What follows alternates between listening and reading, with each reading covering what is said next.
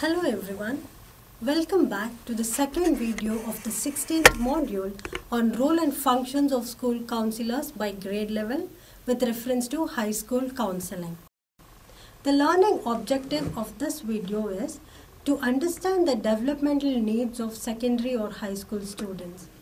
Before we move on to understand the developmental needs of secondary or high school students, let us see the guidelines and principles of school counseling. The guidelines for school counseling are: instructors and families should be responsible for orientation. Time is needed to deal with issues and make choices. Help students to improve their ideas. Counseling is a lifelong process. Counseling services must be extended to all, not merely to the maladjusted. Counseling must follow a code of ethics. Counseling focuses on the dignity, worth, and child's individuality to promote their independent way of life. Focused school counseling makes the student to take choices and decisions. School counseling mainly focuses on prevention rather than cure. School counseling is concerning the whole students, not merely their intellectual life. Counseling is a continuous process of every student's school life. There are principles in school counseling that indicate how school counseling services can enhance the effectiveness of their contribution. Counseling programs are planned to provide the adjustment and developmental needs of all students. Counseling is a continuous process and focuses on individual development.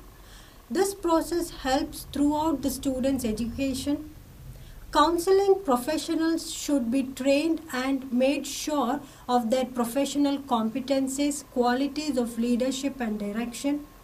Some activities are important for the effectiveness, and if they want to be effective, they should be particularly planned and developed. The program should demonstrate the unique nature of the people, and they are expected to deliver the service within the setting. The educational or school counseling service must be based on a standard and systematic evaluation of the needs of the student, and the features of the service setting should be looked into. Teachers' support and comprehension about educational counseling is important for their success. The educational counseling service is a responsible one. The service recognizes the importance of providing objective proof of achievement and value. The educational or a school counselor is part of the group.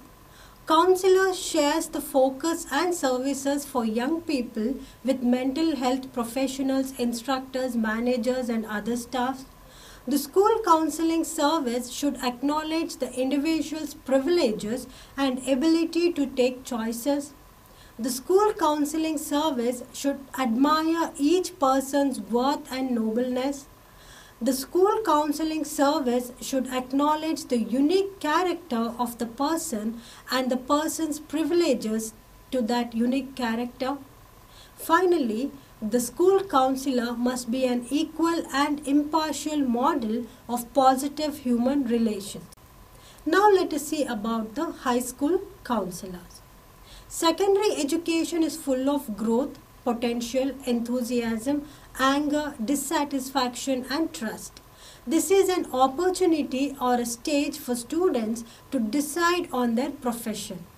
During the year, secondary school counselors influence the provision of extensive educational counseling services and collaboration with staff members, families, and instructors in creating a secure and the differential knowledge setting.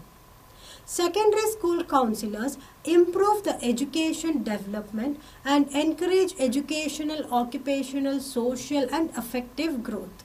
Secondary school counseling service is extremely essential so that students can develop themselves, acquire skills and values, to establish occupational objectives, and to fulfill their education as much as possible to be productive and active participation of the global society. Secondary school counselors must have master's degree and must be certified by the state in school counseling.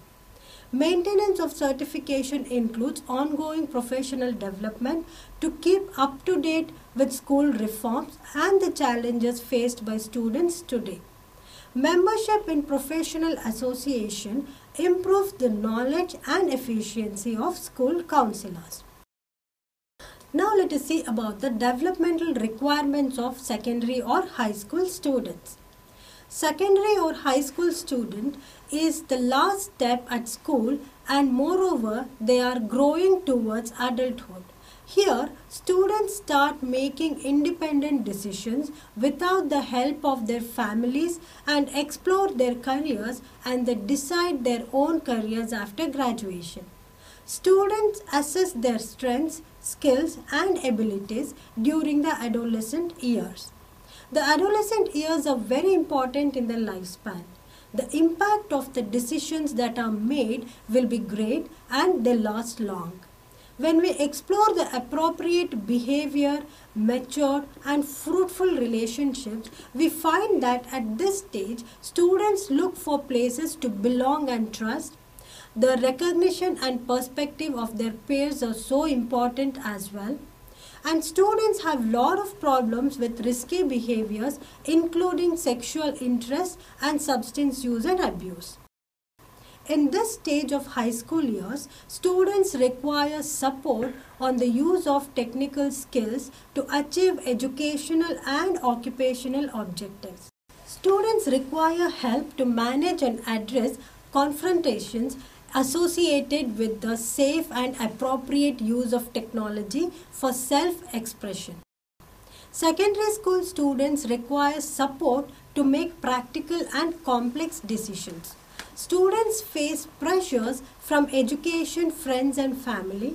The greater challenges are tests, college admissions, the admission process for grants and economic assistance and entry to employment.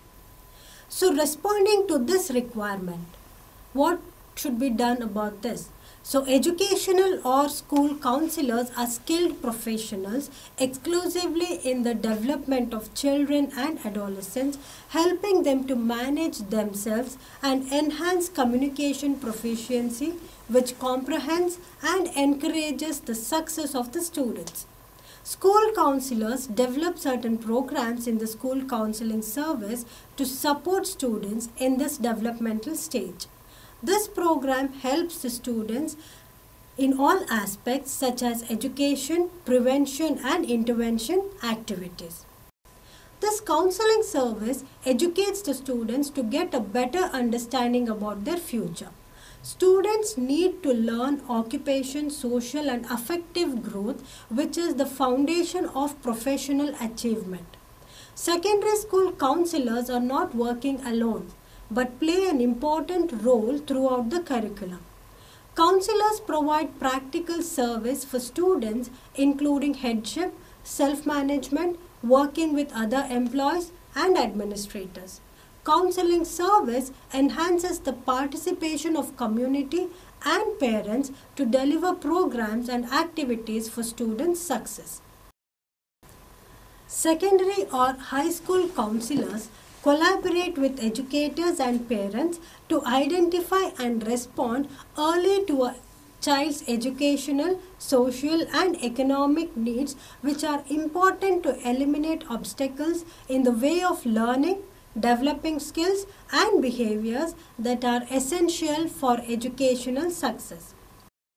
High school counselors collaborate with the school mission to enhance the educational performance of students while preparing for the fast-changing society.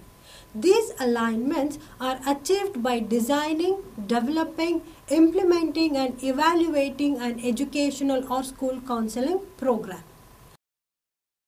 Research demonstrates the efficiency of the ongoing development of educational or school counseling service and provide evidence of the optimistic impact of such services on educational, social and affective growth of students. In the next video, we will look into the roles and functions of high school or secondary school counselors. Thank you.